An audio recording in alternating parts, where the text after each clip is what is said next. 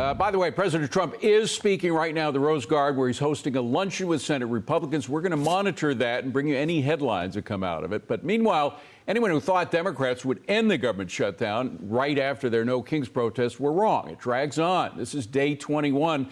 Already, it is the third longest in U.S. history. House Speaker Mike Johnson calling out Democrats, saying they're being held back from their far left of their party. Listen.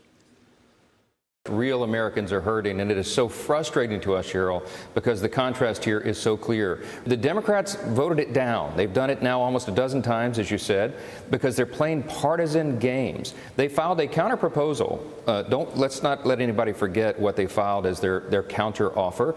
Their CR is not a clean one, it's a dirty one, because they want to spend $1.5 trillion new dollars on all sorts of wasteful programs, including $200 billion to fund health care benefits on the backs of American taxpayers for illegal aliens.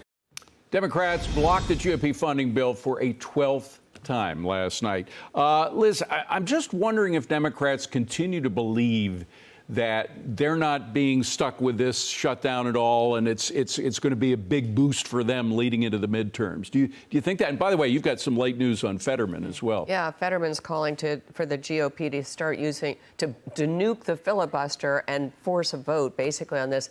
I think what's interesting, David, if you look at the polling week by week, Democrats have lost ground.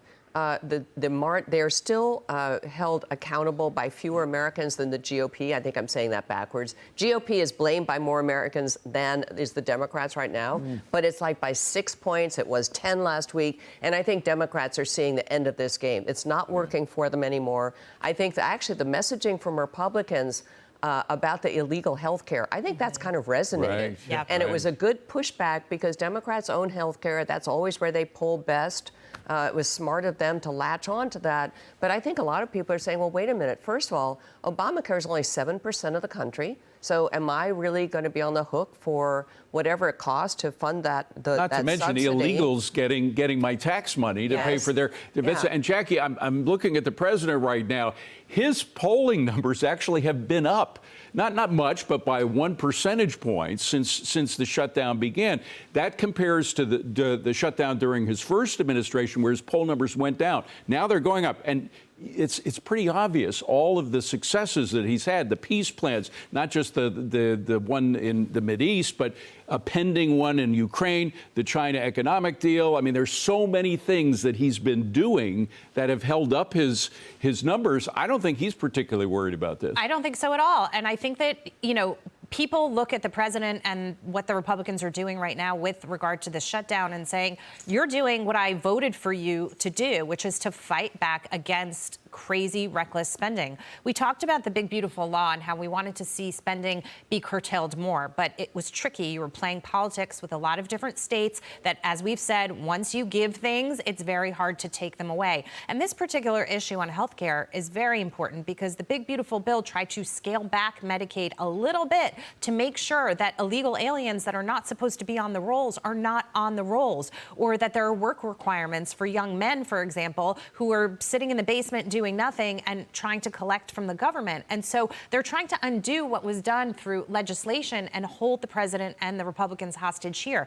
The other piece of it, the Obamacare piece, is we can't just keep spending recklessly, to your point, on and on and on. So I see this issue as a huge issue with respect to, where we're going altogether, not just about health care, but it's like to spend or not spend. And at some point, there's not $1.5 trillion that I'm aware of that's just sitting around that will be able to fund this right now. Yeah, and Brian, then you have Trump's secret weapon, and that's the OMB chief, Russ Vought, who now he's been pushed back by the court saying you can't fire people willy-nilly. We'll see how that plays out in the long run. But in the meantime, he's chipping around the edges. He's commanded the Army Corps of Engineers to pull back on programs, surprise, surprise, in some blue cities in Boston, New York, and elsewhere. So there are opportunities, I think, that the president sees here. Yep.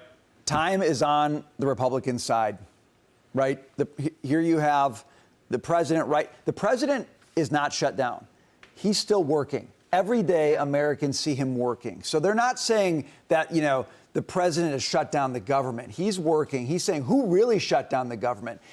And then you've got Speaker Johnson and John Thune out there, Thune putting a vote down basically every day, right? Every day or every other day, Democrats are voting against reopening. And Speaker Johnson every day is up there saying the same thing. We want to open the government. They're winning the messaging. They're winning the visual of the president being active. And I agree with you. They're also winning the argument if these guys can't make a budget, our government's too big. Let's shrink it down. And I just wonder, like outside of D.C. and, these coastal circles, how much are most Americans really feeling what's going on in D.C. right now? My guess is they're not feeling it as much as the Democrat leadership likes to talk about. Right. And they're saying, if we don't feel it, how much of it do we really need? Yeah. Right? Well, Kenny Polcari, another group that's not feeling it, are investors. Look what's happening right now with the Dow, up another 326 points right now. Right. So the market is not focusing on it. To them, it's just noise. The government shutdown is noise. The market's much more focused on the middle of earnings, which we are now, and we got another great report out of Coca-Cola and a number of other ones. I think we're running at 85% of companies that have reported so far have beaten on both the top and bottom lines. And that suggests, and they're not giving really cautious guidance. I think Coke was the first one I heard that was maybe a little bit nervous. But for the rest of them, they're giving a robust guidance, which just tells you that they're feeling good about the economy, which then leads me to ask, we've got this robust economy with sticky inflation. Why are we going to cut rates again next week? I'm not seeing it. But one way or the other, investors are not at all nervous. And about what's by the going on in way, DC. because of the tax changes that you were able to deduct some of the charges for building factory or buying equipment Right. back to January 20th, Right. you're beginning to see stuff that isn't quite online yet. That's right. Are companies expecting that to come online in another boom? Well, I think they're certainly expecting it to come online. The speed at which it's going to happen, I'm not sure yet because it takes a lot to get all that stuff built. But we are on our way to doing it, and that's what the market is telling you. Investors are very, very excited about what's happening. All right. Well, there's other stuff going on as well. Jackie, you're looking at Coinbase. Take a look here. Coinbase signing a $375 million deal to buy Echo. That is a separate crypto investment platform that lets users buy both private and public tokens. It's Coinbase's 8th acquisition this year as the company looks to capitalize on President Trump's crypto-friendly policies. The stock is trading just slightly lower there, but wow, look at it this year, 38% higher. Nice. Do you like Coinbase? I like Coinbase. I don't own Coinbase. I have a Coinbase account, but I don't own Coinbase myself. Might you? I don't know yet. I don't know yet if I'm going to own Coinbase. Adam Johnson, who's on the show a lot, says he likes Coinbase. If you don't want to play in crypto, but you want to be in the space, Coinbase is a great one. It's a great way to do it. I own crypto through Coinbase. I just don't own Coinbase. All right.